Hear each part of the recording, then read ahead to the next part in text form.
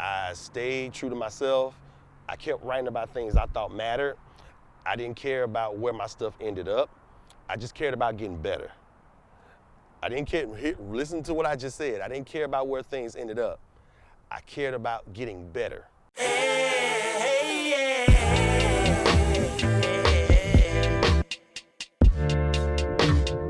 Julien Virgin. All my kings, queens, princes, and princesses, Julien Virgin coming to you live on location with Professor Christopher Daniel.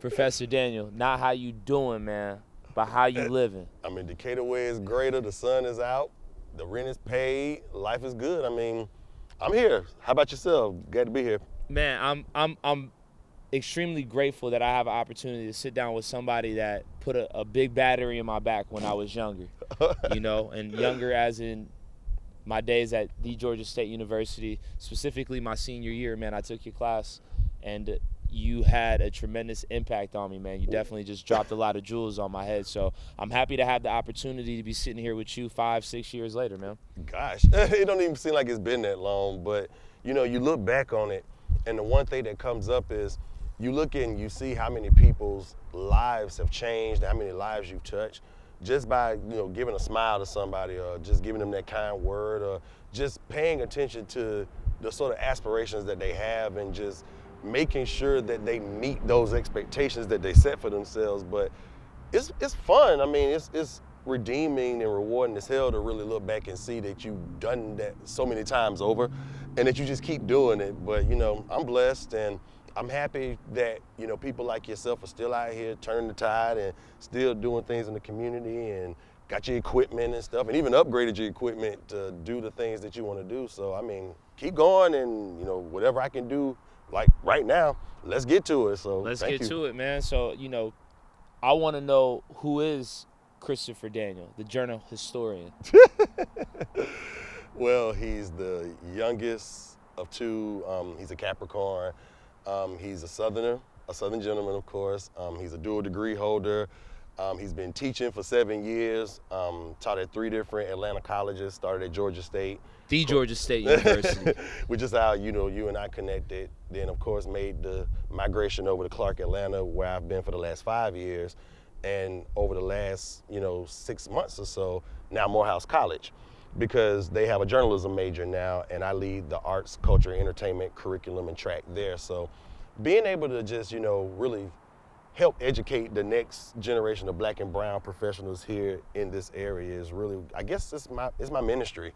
And being able to really take my words and take things that inspired me and turn that into just a whole series of storytelling and just really interesting interviews and conversations and just life-changing narratives that ultimately raise my price and raise my stock, but put this city in a whole new light to people. I want to go back to the origination of your storytelling days, man. Okay. When did Chris Daniel start telling stories?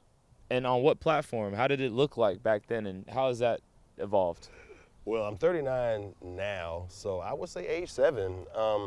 That was the first time when I looked at the news and I was watching 60 Minutes, and Ed Bradley was like that guy. You know, he had salt and pepper hair and he had earrings in his ear, and he was interviewing all the dope headliners at the time. He was the only black face on the show, but it was cool because it was a major network and he didn't look like everybody else. And he had a certain level of dignity and a certain level of respect that he gave his subjects.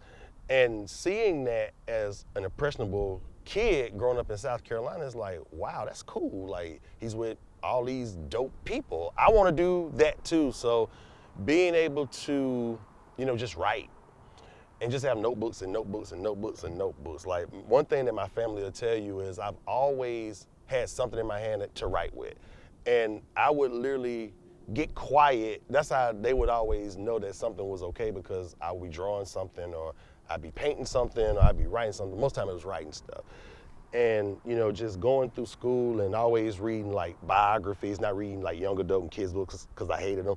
And just being able to say to myself, well, this is the type of work that I definitely want to do at some point. So, you know, was on the school yearbook and, you know, got to college and was the entertainment editor for the college paper, you know, and, just kept doing it. And then, just moved to Atlanta around 2007 and just really took chances, stepping up to like all the clubs, because the club scene here was popping in, and, the music industry here was really big. Now it's like film, TV, and tech and like disruption. So whole different ecosystem now, because it's a little bit more innovative, a little bit more instant. But in those days when I moved here, it was really about just, being at the right place at the right time. And, that was when the blog culture was really starting to come. So that was like your competition at the time. And you didn't quite have Twitter and all of these like social media handles. You had MySpace, and, Facebook was still relatively new at the time. And that's what people were using to really amplify who they were and really putting out information and just really sort of repositioning sort of this gatekeeping that we had been kind of accustomed to. But now, things are just a little bit different, because people are finding people on Instagram. Yeah. And, it's a lot of shorter form content that are allowing people to do longer form content now. So it's a lot of different ways to get in now. We didn't have all that stuff. So I think that's the beautiful thing about it now. People that ultimately want to tell stories, or they want to write, or they want to get shows on the air, or they want to have like businesses doing PR and marketing or digital marketing specialties. This stuff is real easy to do now. You don't have any excuse to keep you from doing it. I think the biggest thing you need now is the motivation to just get out there and to just really find your tribe, so to speak. I mean, if you can find your audience, you're good. So I think things are way easier now than it was, but it's a good time to be in a creative space. Something that you told me years ago when you were on The Wave, volume number 56, Trusting the Process. Trusting the process is you really just getting out there and getting your damn grind on. Not waiting for someone to give you a reason to go cover something. Yep. Take your pen and your pad and your iPhone and go and get that interview. If you are with the radio station, you need to be out there listening to people, what's really concerning them, and bring them in here so that they can chime in. You're a journalist, you're, a radio DJ, your personality. Those types of things are what we're responsible for doing. We're responsible for going out there and getting the content. However way that choose to be, you have all of this wonderful equipment in here in this space to be able to tell the stories that resonate with you. You're bringing in people who are helping to drive your intellectual and professional journey. You trust the process that way. You're not waiting for someone to give you an opportunity, you're creating one. And trusting the process is knowing that when you finish it, you've done all that you could to strive towards excellence in your quest to be successful. You're a journalist right now. Like, you have a pen, a pad, you have an iPhone. Go out there, shoot what you need to shoot, and put it out there. Tell your story. Mm-hmm. And that's something that resonates with me to this day. Julien Virgin at 27, like, that's something that I took with me along that journey, was that, like, I am right now. Don't wait until somebody else tells you that you are. Mm-hmm. You gave us those keys and those jewels. Now, to that, you said earlier that teaching is your ministry. In your 7 years of being a professor at 3 different colleges here in Atlanta, what is something, or when is a time that a student has made you go home and reflect on you being a teacher, maybe taught you something? The thing that I think I always come away from with any of this stuff that I do is these kids were special when they got to the door. They just have to have the support and just the push to really show other people how special they really are. And I think that's really like a harsh reality that all of y'all have to come to grips with, because most of the time when you go to school, you want to do something creatively, but people 9 times out of 10 don't have a clue in how to tell you what to do to get there, or they don't know anybody in that arena that does it, or they've seen it on TV, so they know it's possible, but to have somebody in close proximity in their bloodline actually doing that stuff is a bit of a culture shock to them, so to speak. But I think one of the biggest things that I learn all the time is that what my responsibility ultimately is to open that door for you and for you to walk through it. Now, I can't make you walk through it, but what I can do is I can give you the key and let you figure out if on the other side of that wall is what you're really looking to do, or if the other side of that wall is really what your destiny really allows you to do. And it's not necessarily always the best thing for somebody. People have to go through trial and error just like anything else. But I think another thing that I take away from that is it's okay for you to fail. It's okay for you to try. It's okay for you to say something is not for you. But then you ultimately pick yourself back up and then you see what is. So I think one thing that I always try to leave with in any given point, and I said this earlier, is just to know that everybody has something to give. Everybody has something to offer. It's just up to them to try to articulate what that special thing is to give, but it's my responsibility to ultimately let you know that that special thing that you have, give it to somebody. For sure. Again, Professor Christopher Daniels sitting here with Julien Virgin, live on location in Decatur, Georgia. Isn't it beautiful outside, y'all? Beautiful day. Beautiful day. Now, Professor, on a personal level, what's one story that you've told that's made you feel good at the end of the day, like something you could look back on and be like, I'm proud of that piece of work? Well, I don't know if anybody has seen like the Essence cover. That's out Pinky Cole from Slutty Vegan and Derek Hayes from Big Dave's Cheesesteaks. And during the heart of the pandemic, when everybody was literally at home, like nobody was moving, people were literally scared to go outside. One of the stories that I was able to do was tell Pinky's story for CBS News, which was my very first CBS News story. Remember, I just told y'all that Ed Bradley was my favorite journalist. He was on 60 Minutes. So that was like the eye-opening moment for me that something was really, really, really intense going on. Because this was like, you know, I'm 30 years away from all of these just viewings of these 60-minute segments, and here I am with my name on this website, and let alone telling a story about somebody here that I think is very special and doing some really good work. One of the things I always talk about is letting people know how significant and special and important they are. When you tell stories, you're literally letting people know how significant and impactful they are. And sometimes they don't know. Sometimes they just know they have something interesting and they have a story to tell, but letting them know that that story hits people to their core is ultimately kind of what makes me feel good. And then, like I said, just to see that now we're like a year out from both of those stories and they're literally making history on the cover of a premier Black publication. The first time you've ever seen restaurant owners on the front cover of this magazine, right? But, you know, you flash back a year before that, I'm giving them landmark stories, and now everybody else can see how landmark and significant they are. So I think that's like probably the most recent two examples, just because that Essence cover is the one thing people can go through and see. But, you know, telling stories about our people is something that I live by, and, you know, something that I think I'm here to do. If we don't tell them, who will? They don't really talk a lot about how journalists make money out here, man. You know what I'm saying? And how we're able to survive and pay our bills. Oh, yeah. Now, how have you been able to manage being a journalist and still being able to be a man here in Atlanta, Georgia? Oh, God, like, it wasn't easy. Now, I tell anybody, like, them first few years was hell. Like, you know, you do the couch hopping thing and, you know, you don't have money in your pocket, so you have to wait for an event so you can eat that night, or, you know, you're going somewhere just hoping to shake a hand to give you like your next break. But that was something that I was so relentless in doing that it really ultimately set me up for the person that you're looking at. Either you can sit down and be scared or, you know, perish, or you can figure out a way to turn the tide like I did. So fortunately for me, and this goes back to your original question, when that pandemic struck, my pocket got swole.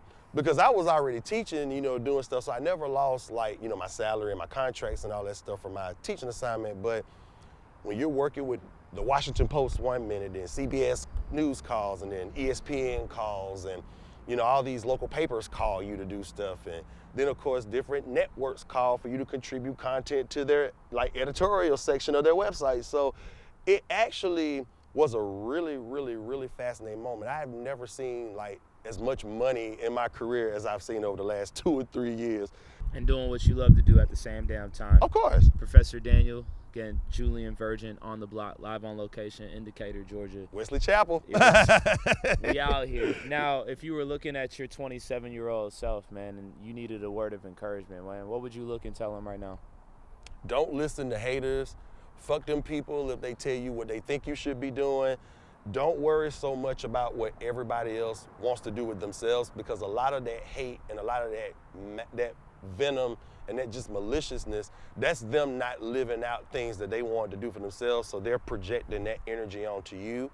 I would also tell myself the same passion that you had at 9 is the same passion you have at 27. Keep that going, because that will eventually get you to every place that you want to be and any place that you never thought you would be. You know, I can't tell you how many times now I sit to myself and I'm just like, I did the right thing. I stayed true to myself. I kept writing about things I thought mattered. I didn't care about where my stuff ended up. I just cared about getting better. I didn't care, listen to what I just said. I didn't care about where things ended up. I cared about getting better. And now that I'm pretty much at this point, I'm getting stuff thrown at me all the time. And you know, it's bad when you have to turn down stuff. That's something else I tell myself too. Be okay with saying no to people. No is a complete sentence. No is a boundary, and people have to learn to respect your boundaries. So at this stage too, now I have that boundary set where if I want to log off and go do what I want to do with my friends, I can do that. If I don't want to take on work, I won't take it. If it's something that is not helping me grow, don't do it. You know, if it's not moving the needle for you, if you find yourself doing more to help somebody else, but you're not growing and you're not moving, it's time to really make some shifts in priorities. And that's really something I would literally tell you and tell anybody else. If it's not serving you, if it's not moving you forward, if it's not putting a smile on your face, if it's not really creating a better situation for everybody, then you got to figure some stuff out. Professor Daniel, earlier in our conversation, you said that you have realized once you do stories over somebody, you're basically telling them that what they're doing or what they have to say is important. That's why I wanted to sit down with you today, because you've made an impact on my life, and there's been a level of importance that you've invested into me that has brought me to this point right here. So before we do part ways today, I want your final thoughts. What would you like to leave me and the people with? Make things bigger than you, because at the end of the day, it's not enough if it's just me and you. It's all about we. And I think this is a wonderful time now to really do that thing that you've always wanted to do that you just never thought you could do. I mean, what's stopping you at this point? I mean, you got everything technology-wise. You have the spirit, you have the examples, you know, you have the mentorship, you have the degrees. I mean, you have everything. I mean, you're in a market where possibility is inevitable. Possibility is inevitable for black people. Like success, excellence, you know, prosperity. Every corner you turn here, you see that. I think you have to learn how to let some of that good vibe absorb and just like pour into you. And that's ultimately what I think why you're doing this, because you've had stuff poured into you so many times over the years, and now it's to a point where you want more of it, and you should, you know. As you see people around you grow and see people around you prosper and see people around you move needles for other people, you don't want to lose any of that, because that means that you're doing the right thing if you see more and more and more folks move from that one source of energy. And I'm big on energy, so I always tell people don't squander your energy. Make sure that whatever it is that you do out here, you do it with intent.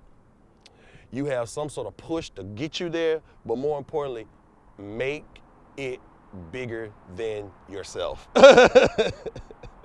Always make it bigger than you. Absolutely. Again, ladies and gentlemen, boys and girls, all of my kings, queens, princes, and princesses, Professor Christopher Daniel, journal historian. And remember, Atlanta influences everything. Shout out to Bame, shout out to Tory. You know, these are the guys. So, you know, when you see this, just know it's real. I mean, Atlanta does influence everything. That's another thing I tell you. And shout out to you, Professor. I appreciate you. Again, I'm Julien Virgin.